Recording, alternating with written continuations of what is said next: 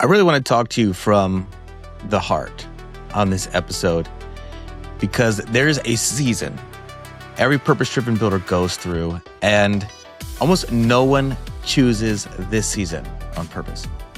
And I call it the unplugged season. And the builder blueprint, B-U-I-L-D-E-R, this is the U. This is the second step. B is become aware, and then U is unplugged.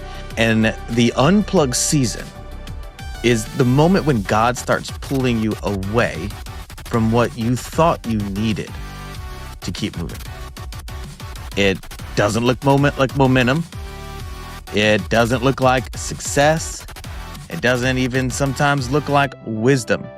It can look like complete disconnection, letting everything go, stopping lots of things you think you need to do, or maybe even that you're supposed to do. But it's not punishment. It's actually God protecting you. You're ready to walk in your God-given purpose, but the process feels slower or more hidden than you expected. You're not alone. This is the Jesse Wood Show, where we give voice to the real process behind God-designed purpose. I created this space for faith-driven builders like you to help you recognize the importance of the season that God has you in and what He's doing in you during it, because what He builds in you matters just as much as what He builds through you. I'm Jesse Wood. Welcome to the podcast, and let's build together.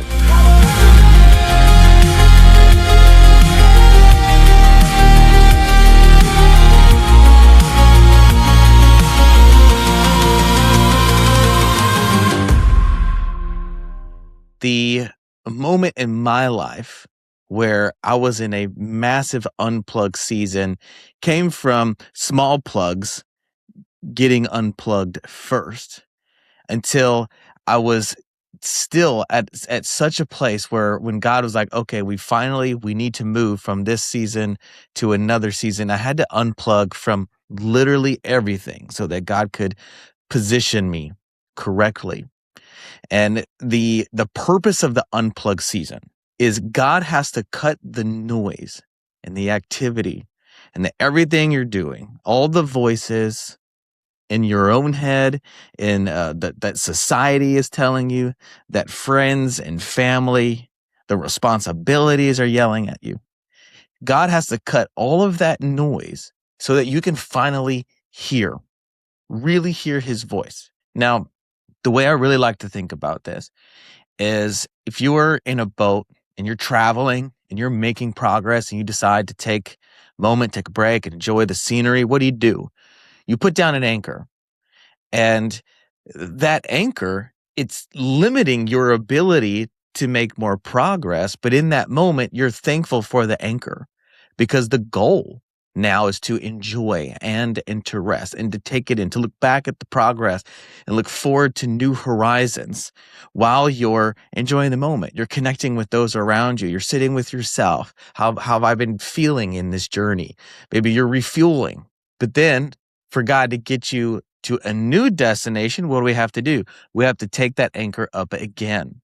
So there can be seasons of this. And sometimes you got an anchor in this area of your life, and you're flying out in the open sea in another area of your life.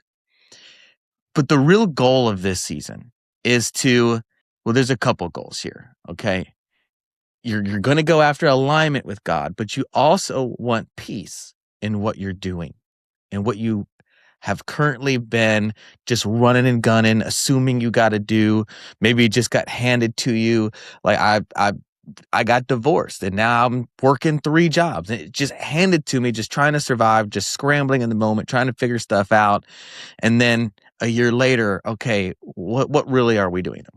And so when you go through an unplugged season, there can be some things that you just completely change up. You realize we need to stop this thing, stop that thing. But there are things that you may just keep doing the exact same thing. Maybe you keep that job or keep that assignment. But the difference is you move from maybe having that job for survival to switching to having it from a place of God saying, hey, my son, my daughter, I need you here. This is the mission. So how it feels while you are doing that will begin to change. I'd be doing the same thing, but now the reason is shifting. It feels different. And your identity is shifting, which the phase after you is identity first, but it actually happens during this unplugged season. And this is the goal of this season of the unplug. In my own story, this season wasn't obvious at first. I really just thought it was burnout. I literally was working so much, you would think that I was drunk on alcohol or high on drugs in the middle of the day because I could barely form sentences. It's like my brain had to fully reboot and really process when people are asking me questions, because I'm doing high level leadership and management in multiple positions, consulting with churches. Everything I'm doing is at a high level, and any one of those things, somebody would said, "Man, you're doing great. This is incredible." But I had to do all of them just to survive. So I needed a change. Like, I couldn't sustain that. But I realized in the knowing I'm hitting a wall, I can no longer trade time for money because I'm out of time. So that means I have zero capacity to make more money in this moment. It was really like, God, this isn't sustainable. Like, what are we doing? Can we do something different? And the short version is he had me pretty much quit everything. Got all my time back. But guess what I wasn't getting? Was money. So that was a whole journey. But what I thought was just like burnout and we're just at an impasse, an impossibility, I didn't realize that God was inviting me into an unplugged season to actually reset all of my internal wiring. So I want to say is that in your unplugged season, or when God's asking you to unplug from something in an area, it's not because you're failing. It's not because you're not doing enough. It's not because you're not performing well. God needs to unplug you so that he can form you. He needs to get you into his hands. He needs your focus to be on him so he can form you. And here's how you know, here's how you identify if you're in an unplugged season, is that it can feel like silence. It can feel like either nothing is working, or maybe you're not working. You're looking for jobs and you can't get one for some reason. It's just doesn't even make sense. Or you're just hitting the limit of your capacity. And there's really no solution except like we just need a whole new pivot, a whole new idea, a whole new direction. And maybe you're feeling the least fruitful, the least productive than you ever have. And in our society, especially men can have a really hard time with this. So for the men listening, you need to have grace for yourself, and you need to let go of that cultural responsibility, that thing that's driving you like a slave and keeping you from stopping in sonship identity with the Father. And for the women listening, the mom guilt you might have because you need more time to yourself. You're trying to catch a break or catch a breather. Maybe you're an income generator in the home as well, and you also need a break. Our world is so different now than traditional norms. So this could look like a lot of different things for you. But what you have to realize is God is not after your fruit right now. He's trying to go after your foundation. And he's okay with you not looking as fruitful. Are you okay with it? Are you okay with it? Are you okay when other people aren't going to be okay with it? Because if you're not, then you're going to keep scrapping and keep going, and you won't fully receive the invitation to take advantage of this unplugged season that you're in, that God has invited you into. But the goal, God is trying to remove false energy sources, platforms, approval, production, and even results that aren't God designed, that aren't what he's putting in your life as a part of your purpose. Because you could be doing things purely for provision that aren't actually a part of purpose. And God's trying to get you situated in your purpose. He's not worried about your provision. Well, he is, but he's also taking care of it so that you don't have to worry about it. He's not asking you to make decisions based on your provision. He's doing that. He's also got plans to prosper you, not to harm you, to give you a hope and a future, and to make sure all things work out for your good. He's got all of that settled. He's just trying to get you positioned in a place where you can build a solid foundation in your life to then build on something strong and something purpose driven, something that's going to matter. And if you don't recognize this, you're going to fight to stay plugged in or just go find other things that work. Maybe I should just go get a job or just do something normal, do something. I could always go back to this thing, always fall back on that. Could always just swipe the credit card. Could always call that friend. But here's the problem. I'm going to give you a warning now. When God's unplugging you and he shifts how you see things, when you try to hold on and go back to something, it's not going to hit the same. It's not going to look the same. It's not going to feel the same. What used to feel good, what used to feel right, what you just knew you loved or what God was calling you to, all of a sudden your peace going to be gone from that thing.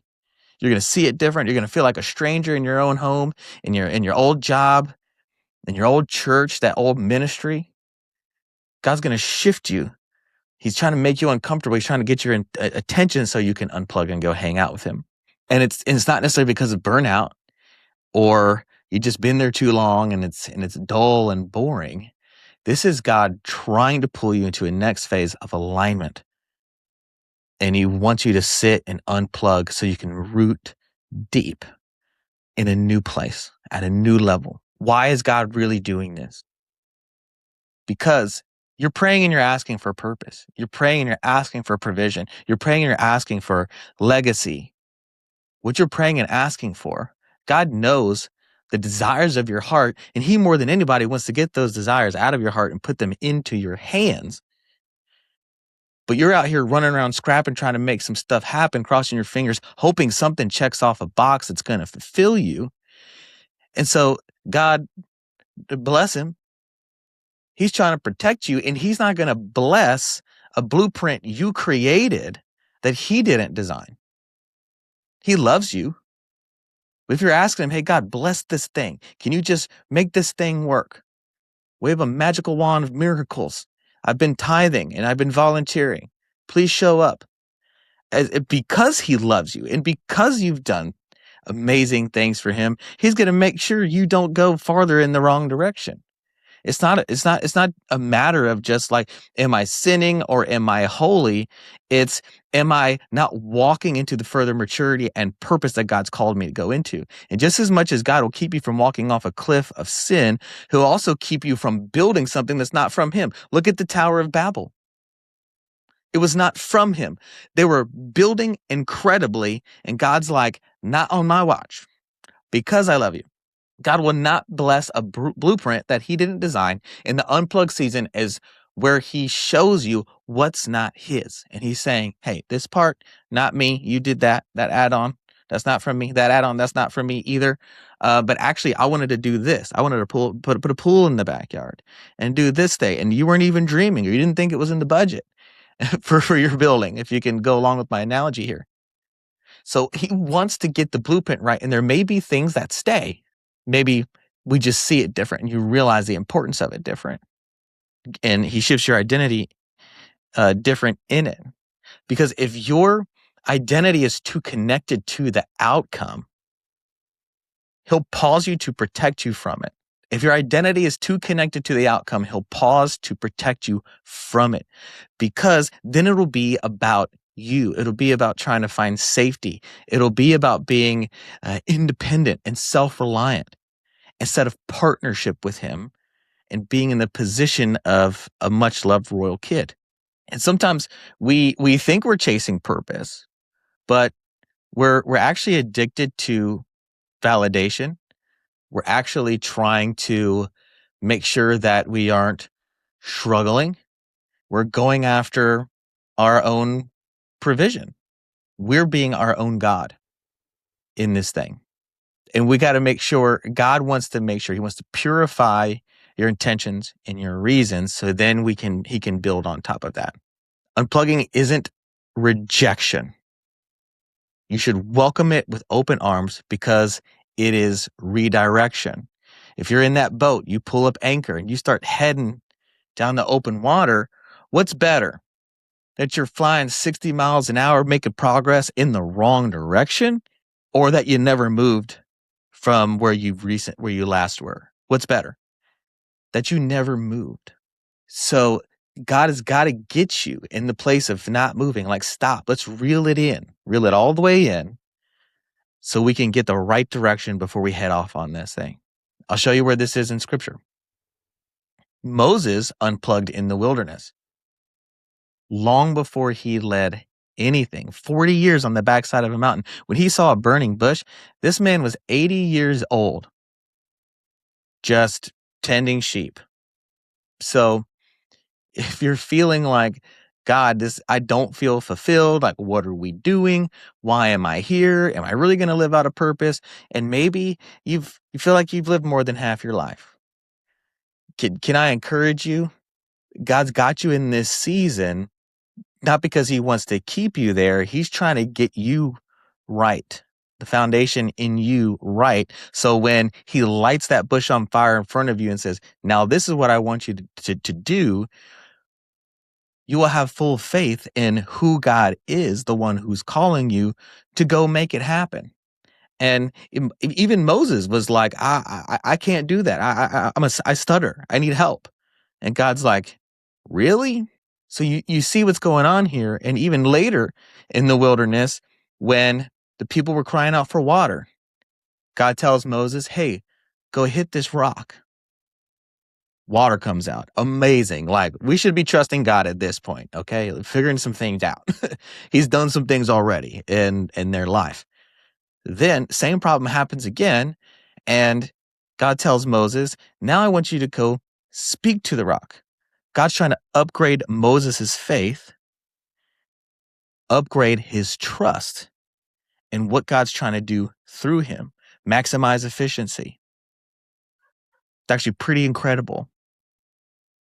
But Moses failed to upgrade that. So there was a piece missing in, I can trust God. Like, we've done so many crazy things that didn't make sense. Why couldn't he just try to talk to it?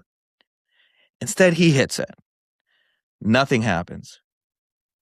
But because Moses really had faith for hitting the rock, he mustered up, like, to his core, no, I know this works. I've seen it before. And he smacked the thing again. And then we get water.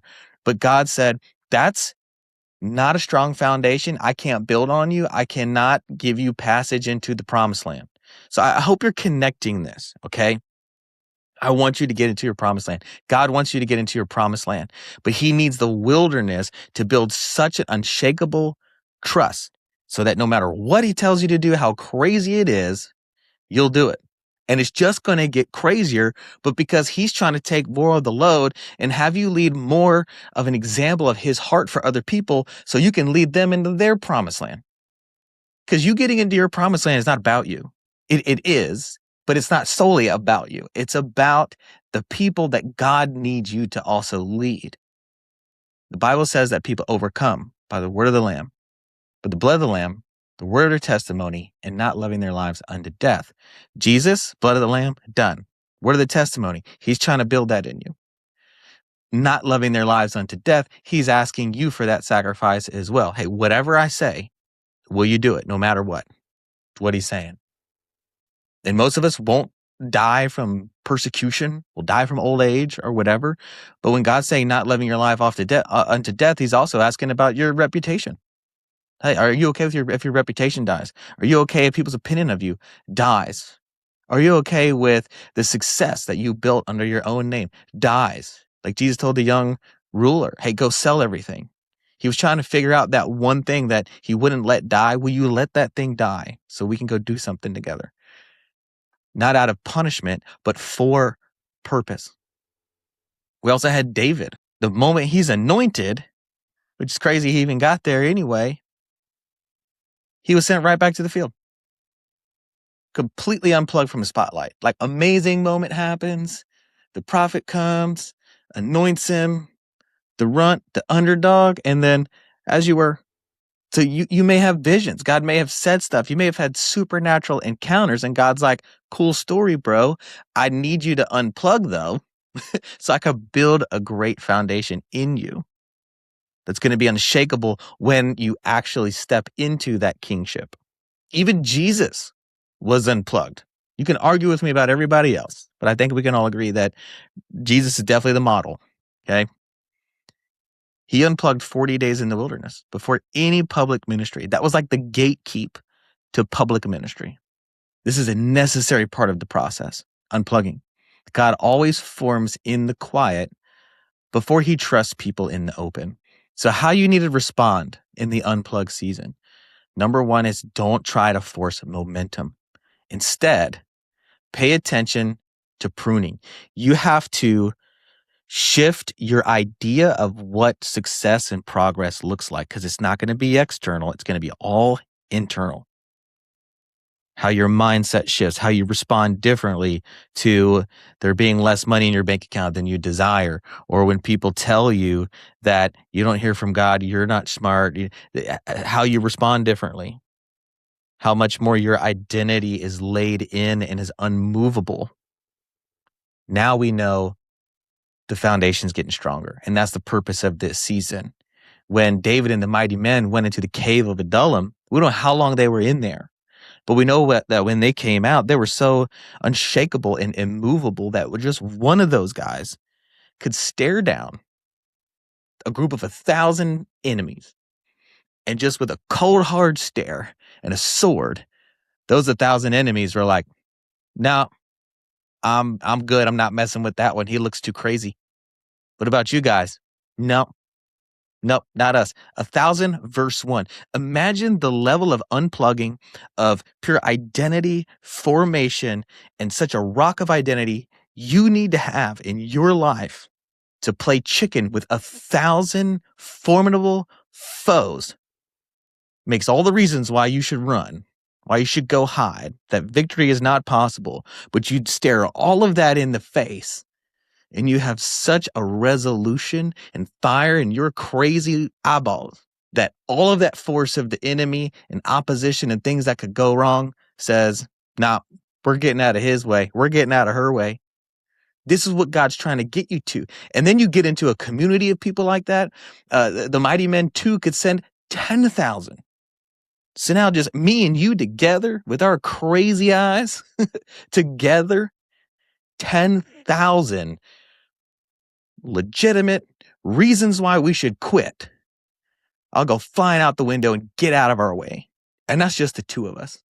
But imagine the amount of unplug and connection with God it takes to really get there. So this is what your progress, this is what success looks like in this season. And this also determines how long that season's going to be. If you hate the unplug, dive all the way in, rip everything out from the sockets and go, God, replace everything that's not you in my identity. Make me crazy in my belief in my faith for you. And let's do this thing as fast as possible.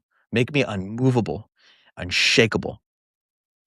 And he'll test you in that to see, he'll push you and just see how far, if you fall over or if you're like, no, didn't budge. And then God's like, all right, cool. Now we can go into battle. That's something we can work with. So you got to let the silence speak. God often whispers what he won't shout.